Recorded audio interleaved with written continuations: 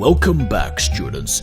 In this lesson, we're going to be learning how to draw a bird with a big head, little body, some dangly legs, and a little bit of color. And yeah, that's a terrible American accent, and I apologize. So yeah, we're working on a bird. And I've just finished drawing the head, making sure all the lines look like they're authentic. I really like drawing authentic, hand-drawn looking characters.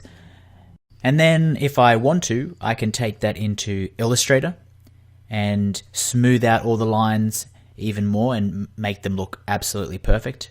Or I can simply do a live trace of my hand-drawn artwork, the line art, so I don't color it, I just take in the line art and just replicate what I've drawn so it looks like it's hand-drawn, but the tiniest little mistakes or loose ends are removed, and what you're left with is a very neat looking piece of art. Okay, so onto the bird. I've just put some hair looking type feathers up the top of his head. Now I'm just fixing up some more lines. I think the eye can live here. And yeah, the reflection up in the top left hand corner, as usual. Keeps it simple. And the beak is probably going to be the most challenging part of this bird. You want to have the right type of beak to suit the rest of the character. I'm not 100% sold on this beak already. I think it's the kind of thing I might have to play around with to really make it suit. When drawing these type of characters, it's never really finished.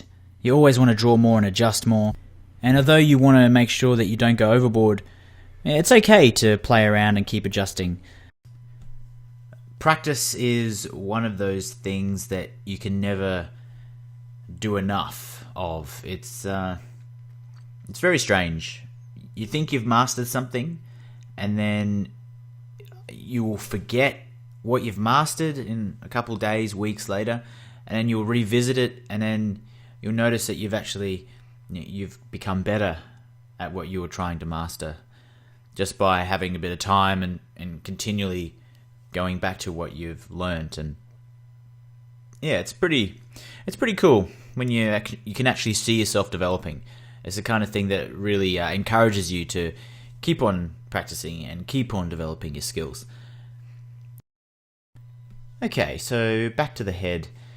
I'm just lassoing this, the single eye and the beak, and I'm going to just move these around just to get the right feel for the character. Put another eye here. And also I was kind of thinking of having some sort of two-tone color to the face.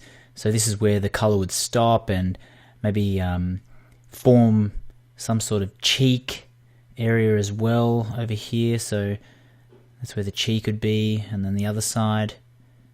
So when I come to color, that's where I'll finish coloring one color and start another. And it's the kind of thing that if I don't like it, I can always change it later.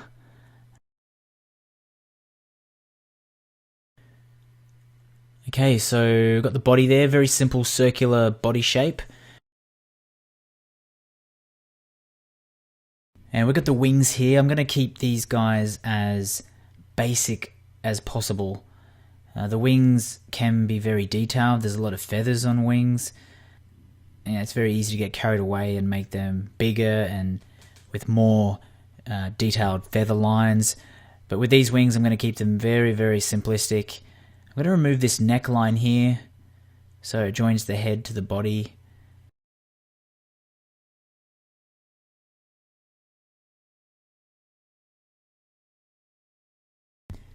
And I think with the feathers, just 3 will do. It fills that space perfectly. And now we're on to the other wing. Now that wing's obviously pointing up on the left hand side, so this one we're going to have pointing down. So he's kind of waving or kind of bursting up type of action that I'm imagining. That this right wing's just kind of tucked in. And then we move on to his legs.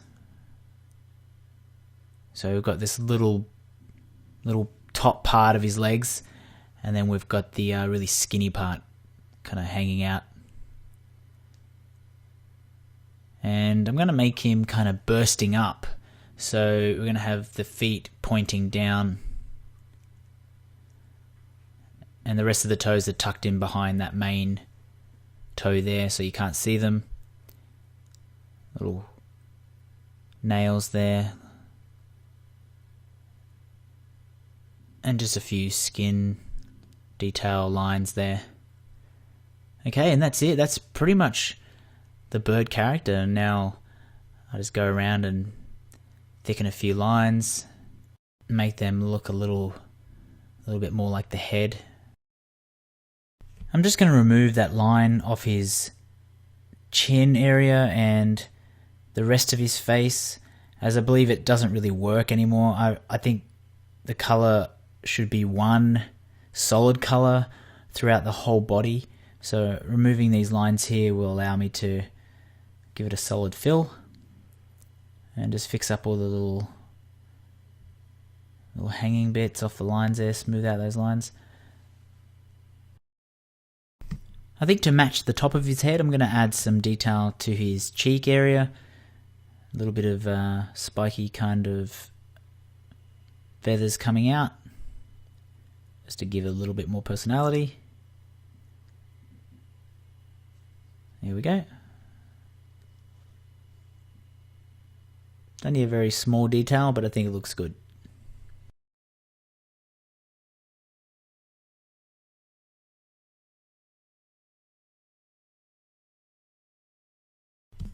Never be afraid to take your time and just make sure that all the lines are covered off. I'll often just look at a character for a couple minutes, just seeing where things can be improved, and if I can improve them, I will. If I'm going over lines that are thin and making them thicker, you want to make sure that you're not making it too thick, because you can't make a thick line thinner on paper. On a tablet, that's all well and good, but on paper, you can't make a thick line thinner. Just keep that in mind. So always do it very slowly and do it in little tiny increments. Okay, so I'm going to go right around this guy on the legs as well, just to give it a bit of a thicker look and feel.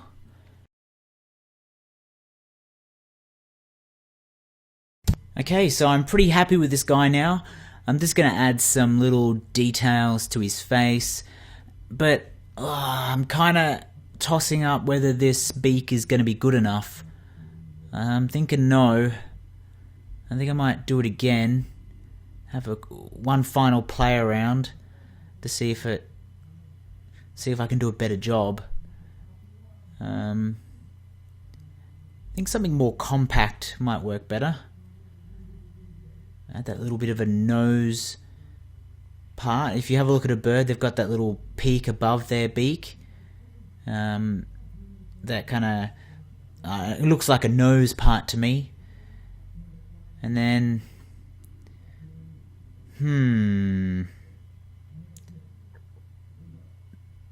yeah, that's looking pretty good. I like it. It's simple. Yep. Maybe go around this here. Okay, so we're almost at the finish line. Now for a bit of colour. I'm thinking a very pinky type of red. Make the brush a little bit bigger. And because of the pressure sensitive nature of this tablet, it's very easy to colour in, and I just use a little less pressure when doing detail so I don't go outside the lines. I just want to apologise also for not going into too much detail on the Photoshop side and the layering. It's very easy to get caught up with all the technical stuff, Photoshop, Sketchbook Pro, what computer do you use, all that kind of stuff. But I really want to keep it simple. If you want to learn more about the Photoshop stuff, maybe send me a message and I'd be more than happy to answer any questions that you've got relating to using layers and a few Photoshop features. So that beak can be a yellowy colour, and I'll go get some white for the eyes. For this little soft feather area on his stomach and on the softer part of his inner wing, we're going to have a lighter shade of pink.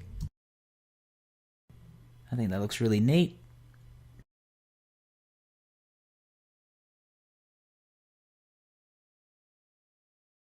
And to finish him off, we're going to add some shading as well. So just go around all the bottom side with a darker red.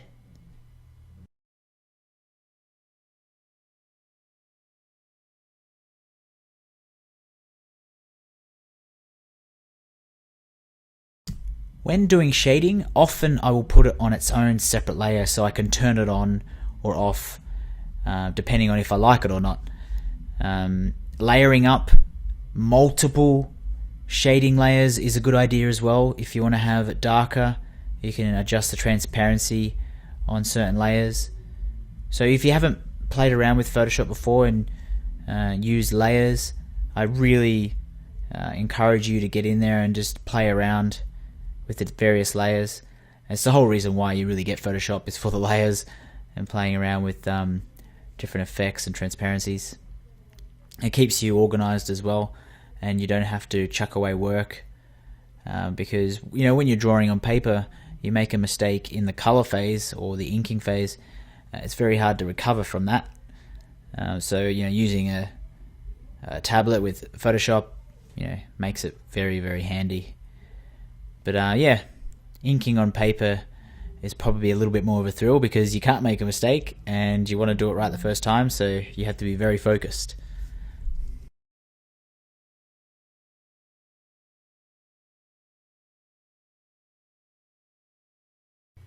So there you go, we have a few characters here. What I'm going to do is quickly bring on the cat and maybe just shrink down that bird a bit to make it a little bit more to scale. And there we go. We've got a few characters to play around with. And obviously when you're shrinking characters down on Photoshop, you have to keep in mind that, see how my lines now are really thin and the cat is a lot thicker. This just means that I'm going to have to go and make the line on the bird a bit thicker around the outside, which I will do.